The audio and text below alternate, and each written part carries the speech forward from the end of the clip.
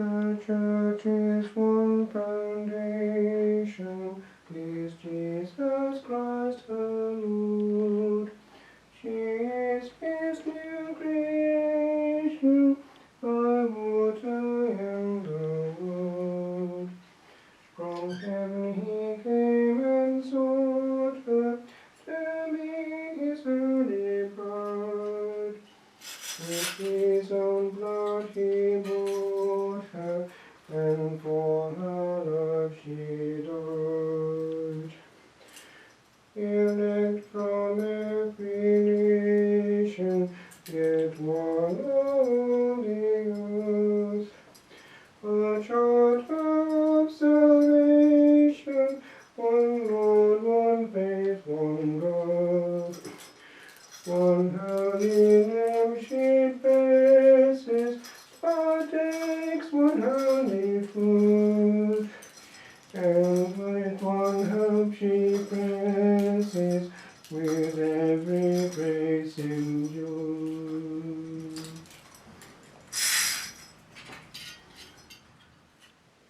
You are Peter, and on this rock I will build my church. The gates of the underworld, the powers of hell,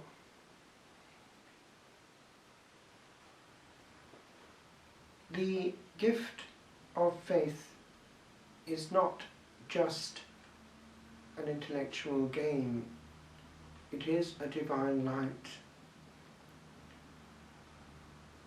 In Welsh, the normal word, actually even amongst Catholics quite often, for a Catholic is pabydd. The word pab is in there, Pope. And it is Peter, alive and well until the end of time, that remains that rock of cohesion. Say what you like, the Church is one, is still one after 2,000 years since she was founded. When men try to improve upon the work of Christ, they forfeit the protection of that divine guidance. Towards the end of his life, the great suffering of Martin Luther was that he could see that the seed of his own reform contained the seed of its own destruction, and he found that he no longer had the sway and influence that he had in the first impetus of reform, precisely because others had copped on that they too could have their own independent thought, and therefore he found very quickly tendencies within those who followed him. It has been the repeated experience of all reformers, and the result is that in 2013 we have some 35,000 subdivisions of reform. That is the fruit of forfeiting the divine guidance.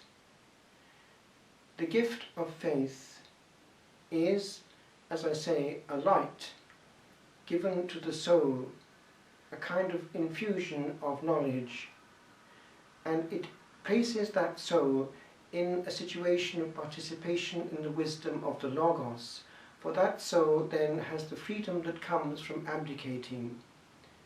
It is a fundamental change when the soul at last says, as a mendicant, "Please give me. I do not reign. I receive." Whereas the Protestant mind admits and accepts this and this and this, the truly Catholic mind says, "I receive. It is there, and I have but to discover it. I am not its master, nor am I in control of it. I am not the maker of my faith. Faith is a participation in divine wisdom, a discovery of the light. Do you see the profound difference? What we are witnessing in our day, alas, is that people who have the practice of the Catholic faith are acquiring the other mentality. And what do we receive and perceive now? Something not dissimilar to the embryonic division of the Reformation. This is the fruit of a satanic plot. It is not indifferent that, for instance, St. Pius the Fifth, if my memory is correct, was given to see the victory of the Christian troops over the Turks in that naval battle which decided the future of Europe. For then there was a reversal, and it was also due not so much to the bloodshed on the spot as to the fighting with the invisible arms given by heaven, the Holy Rosary. Hence we have the feast of that victory in the form of the Feast of the Holy Rosary on the 7th of October. For there, in around 1571, when that happened, there was an intervention of Our Blessed Lady to protect this part of the world and keep therein sacramental grace. For, unfortunately, our Islamic brethren do not have sacramental grace, and there's a huge difference on the globe.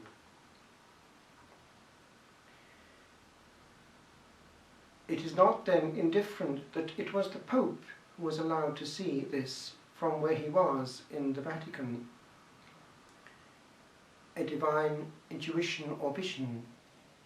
And this pattern has re-emerged more than once over the centuries, that the Lord is directly guiding and enlightening Peter, echoing the Lord's words in this Gospel, "It is not flesh and blood that have revealed this to you, but my Father in heaven." And indeed, it was a pontiff, Leo XIII, who had a long reign and was a man of God on every level, that he, in prayer, was given this strange intuition which has left its trace on the prayer of the Church to this day, and is relevant precisely to our day, perhaps more than ever in time past. It was exactly 33 years to the day prior to the great miracle of the sun in Fatima, that is, on October the 13th, 1884, Pope Leo XIII had a remarkable vision. It is the Pope, therefore, that is touched from on high.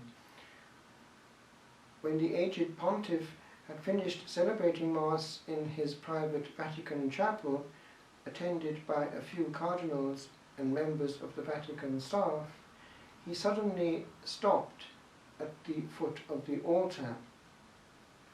He stood there for about 10 minutes, as if in a trance, his face ashen white.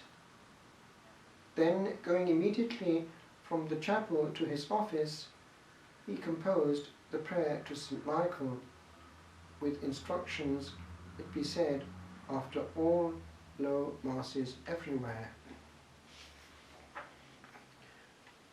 When asked what had happened, he explained that as he was about to leave the foot of the altar, he suddenly heard voices, 2 voices, one kind and gentle, the other guttural and harsh. They seemed to come from under the tabernacle. So this is what he heard.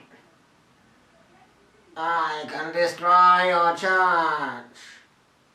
"You can? Then go ahead and do so."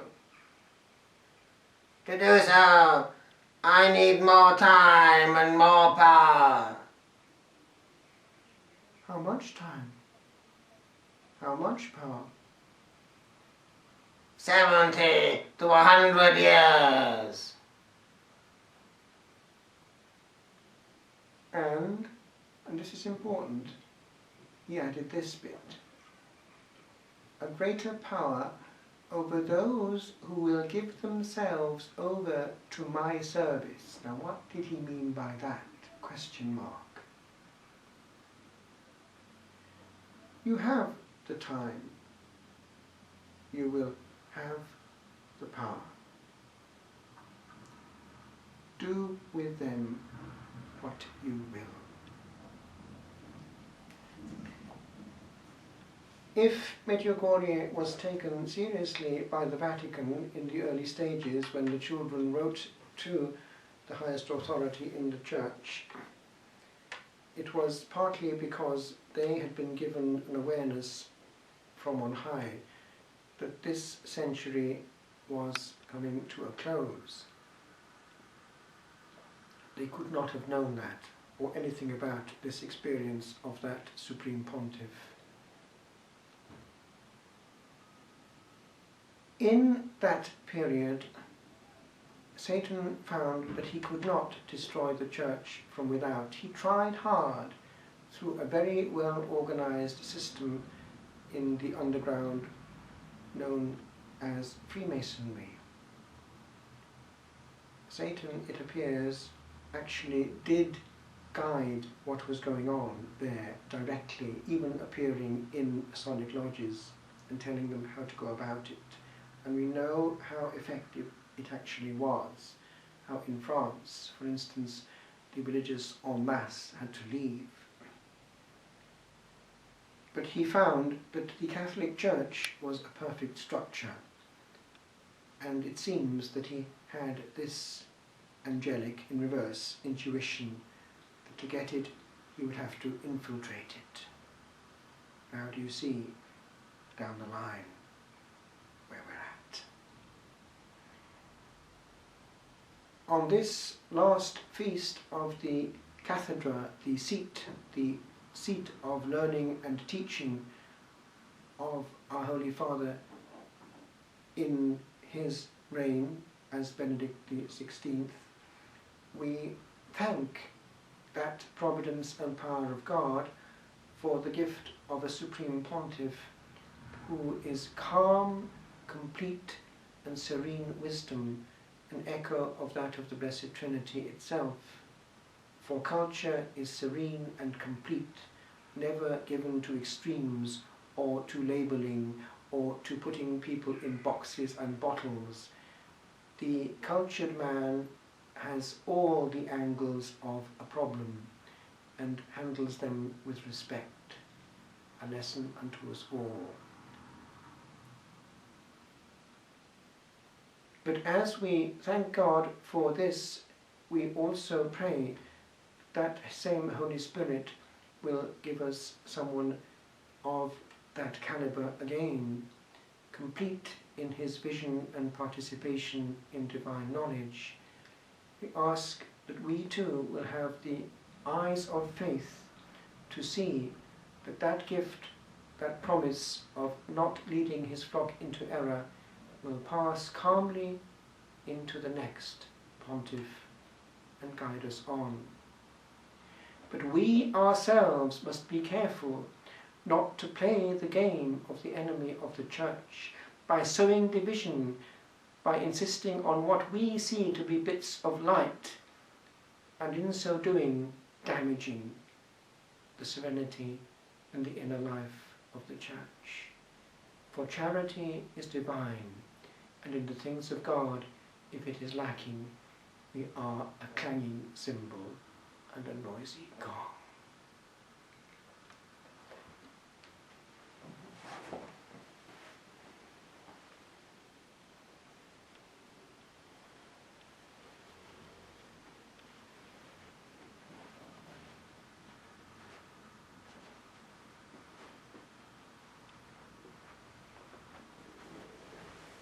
Qui regem tuum, pastore eterne non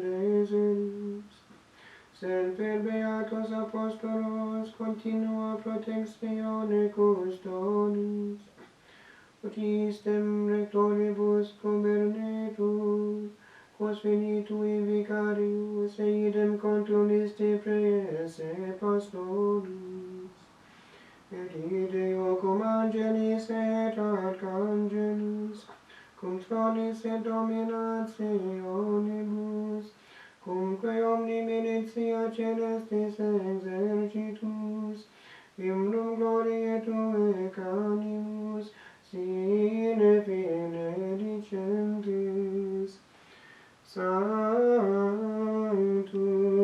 Sanctus, Sanctus.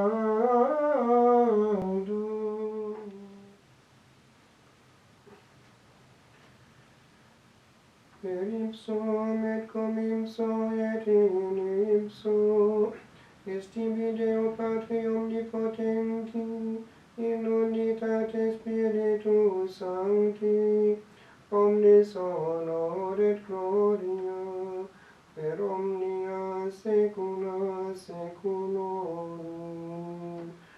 Amen.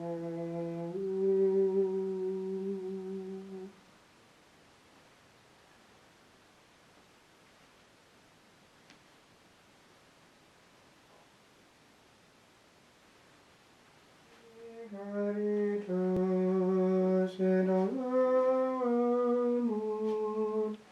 ubi caritas Deus ibi est, ubi caritas et amor, ubi caritas Deus ibi est, ubi caritas et amor, ubi caritas Deus ibi